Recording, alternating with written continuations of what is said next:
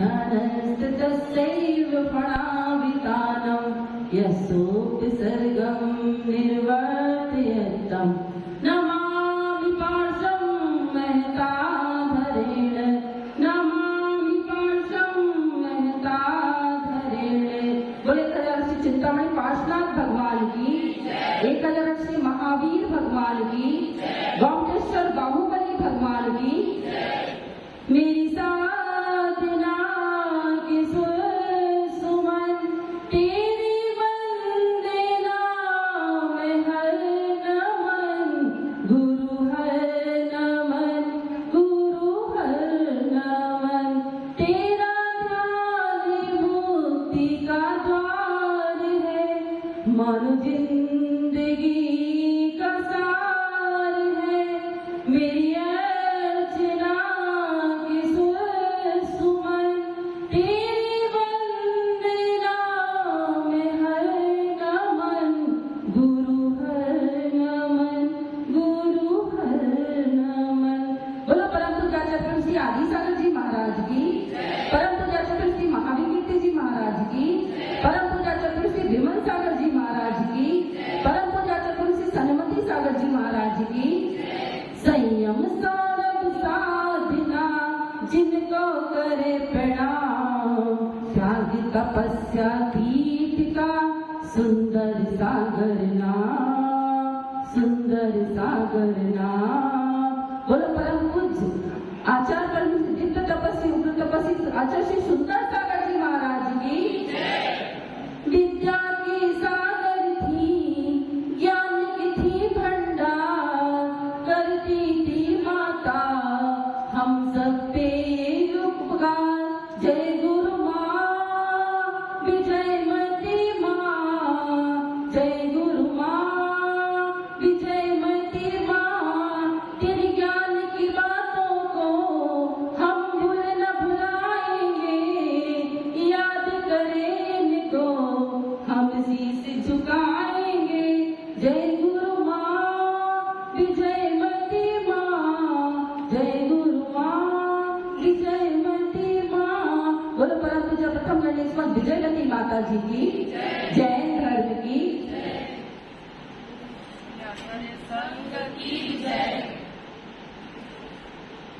आत्मानुशासन में आचार्य गुणभद्र स्वामी ने कहा है, पुण्यस्य फलंति निच्छन्ति पुण्यस्य नेच्छति मानवा, फलं नेच्छति पापस्य पापं कुर्वन्ति यत्न। यानी ये संसारी जीव पुण्य के फल की इच्छा तो चाहता है, लेकिन पुण्य का कार्य करना नहीं चाहता और दिन रात पाप के कार्यों में लगा है और क्या चाहता है? सुख चाहता है। तो सुख मिलेगा क्या? नहीं मिलेगा। जैसे आप सब लोग, संसार में ऐसा कोई भी प्राणी नहीं है जो सुख नहीं चाहता, लेकिन सुख इस संसार में है ही नहीं, क्योंकि इस काल का नाम क्या है? कौन सा काल चल रहा है? दुखमा काल चल रहा है। जब इस काल का नाम ही दुखमा काल है तो इसमें सुख कहाँ से मिलेगा? नहीं मिलेगा ना। जैसे दर्पण में आप चेहरा देखते हो, पर होता है क्या? होता तो नहीं है। इसी प्रकार हम संसार में दुख दिखता है पर होता नहीं है, लेकिन हम निरंतर सुख ही सुख चाहते हैं और दुख की तो इच्छा भी नहीं रखते हैं। लेकिन संसार का हर प्राणी दुखी है। कोई तन से दुखी है, कोई मन का दुखी है और कोई धन से दुखी है। तो कहते हैं कि अगर जो धन से दुखी है उसको भगवान की रोज अभिषेक पूजा करनी चाहिए, दान देना चाहिए। लेकिन हम पंचम काल के श्रावकों के सट आवश्यक दूसरे हो गए हैं। 3 तरह के व्यक्ति होते हैं, एक तो भक्त, दूसरे विभक्त और तीसरे कम भक्त। तो जो भक्त होते हैं वो देव शास्त्र गुरु से सटे होते हैं। सटे मतलब उनके करीब होते हैं, रोज सट आवश्यकों का पालन करते हैं। सट आवश्यक कौन कौन से? देव पूजा, गुरु उपासना, स्वाध्याय, संयम, तपा, दान, सेति, गस्थानाम, सत्कर्माणि, दिने, सबको पता है। और वैसे ही सागवाड़ा के तो बहुत ज्ञानी जीव हैं, क्योंकि यहाँ तो चातुर्मास बहुत होते रहते हैं।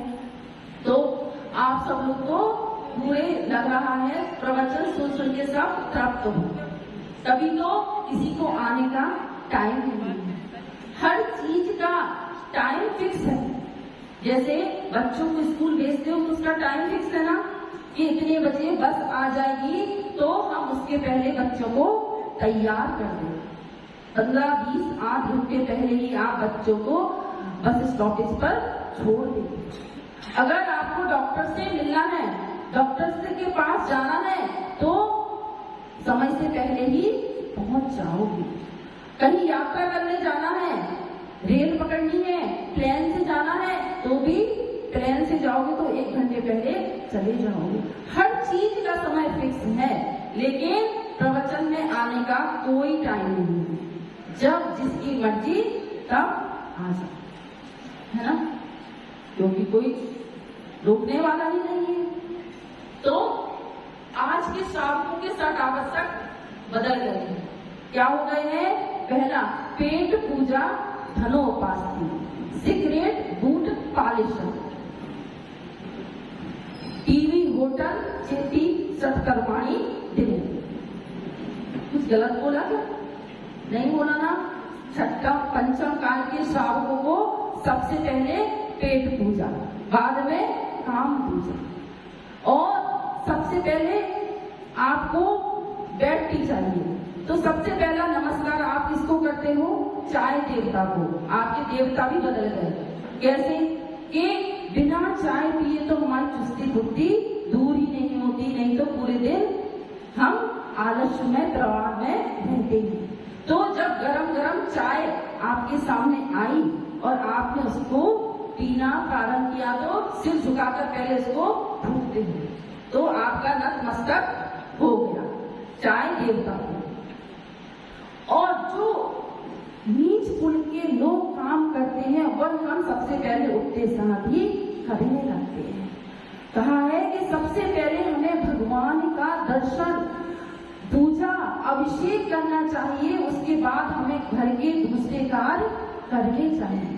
और दूसरा हो गया है धनोपास्ति, गुरु उपास्ति की जगह पर क्या हो गया? धनोपास्ति। धन कमाने के लिए यह जीव क्या क्या नहीं करता, देश विदेश में सब जगह जाता है, सब कुछ करता है सिर्फ पैसे के लिए। पर आप कितना ही तप कर लो, अगर आपका पुण्य नहीं है तो लक्ष्मी आपके पास आने वाली नहीं है। जैसे एक सेठ जी थे, वो बहुत बड़े गांव के सेठ थे, लेकिन उनके पास टाइम 1 मिनट का भी नहीं था। वो कभी मंदिर नहीं जाते थे। पूर्व के पुण्य से उनको लक्ष्मी तो मिल गई, लेकिन इस भाव में उन्होंने पुण्य कार्य नहीं किया। बनिया तो वो होता है जो पुण्य से पुण्य कमाता है। तो आप सब बनिया हो ना, तो क्या करना है?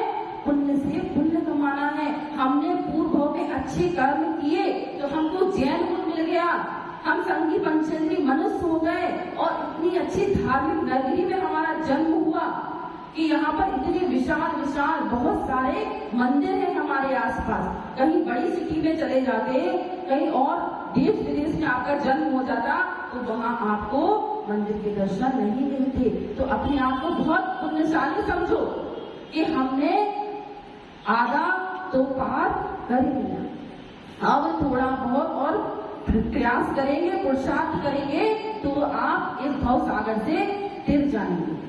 तो वो सेठ जी कुछ भी नहीं करते। एक दिन उनको सपने में एक बहुत सुंदर स्त्री है, और उसने कहा कि सेठ जी मैं आज से 7वें दिन चली जाऊंगी।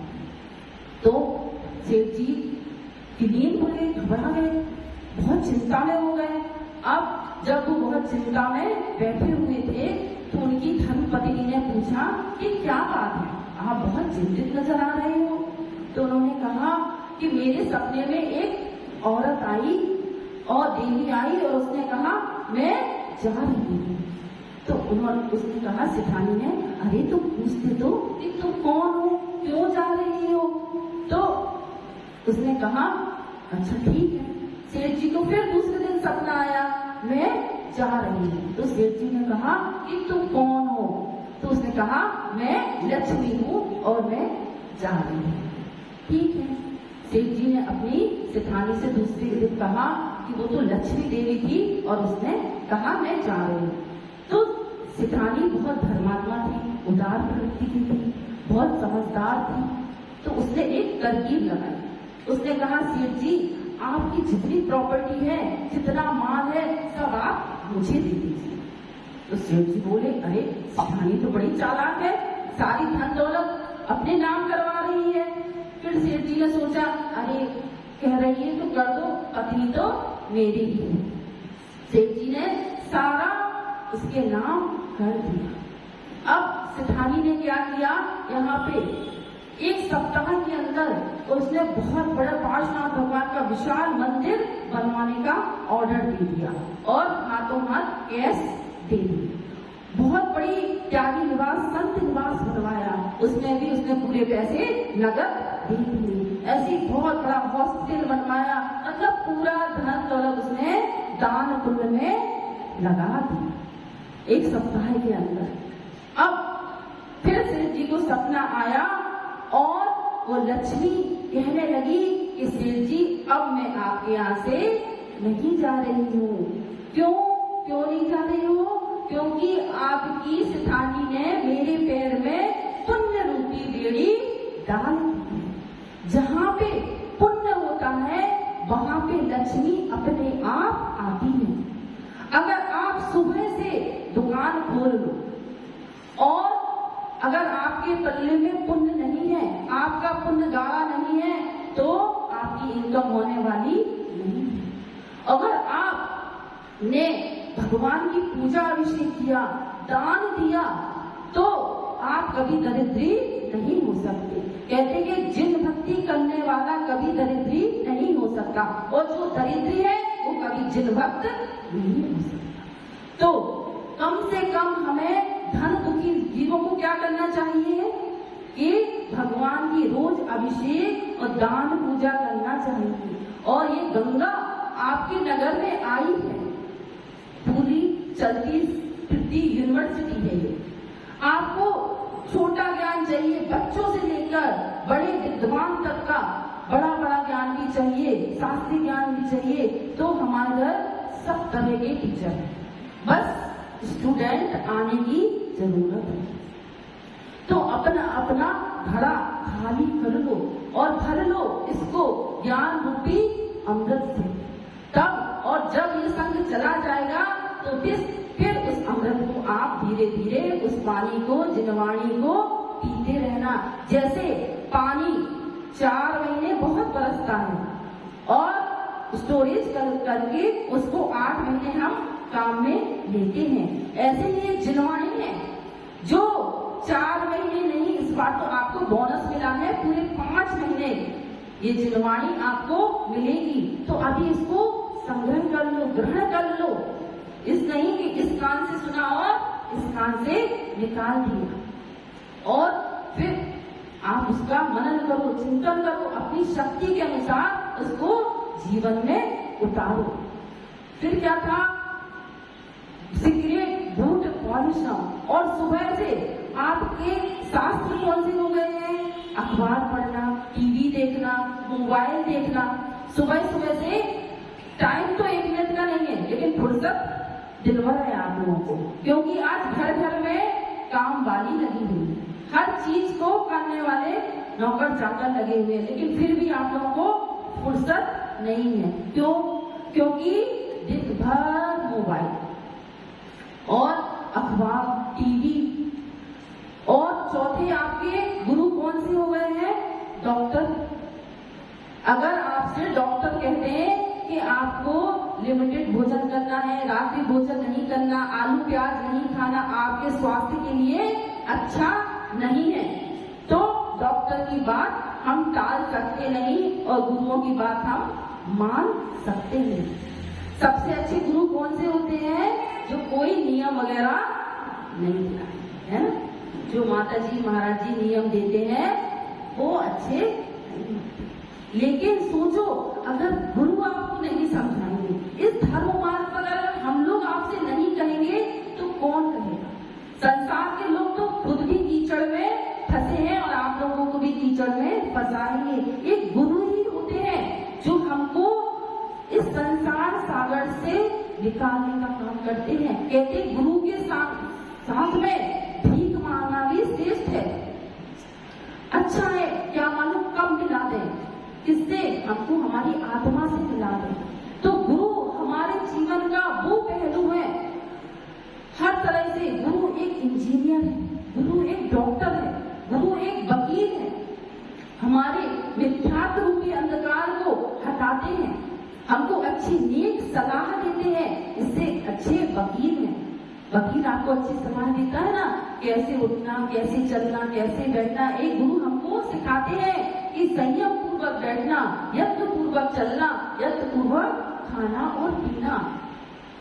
तो गुरु हम और हमारे मिथ्यात्व रूपी अंधकार को हटाते हैं, उसका जन्म जरा रोगों को हटाते हैं। इसलिए वो एक अच्छे डॉक्टर है और एक इंजीनियर है कि आपके जीवन शैली पर एक नक्शा बनाते हैं कि जब गुरु हमारे जीवन में आ जाते हैं तो हमारे जीवन की दिशा और दशा दोनों बदल जाती है।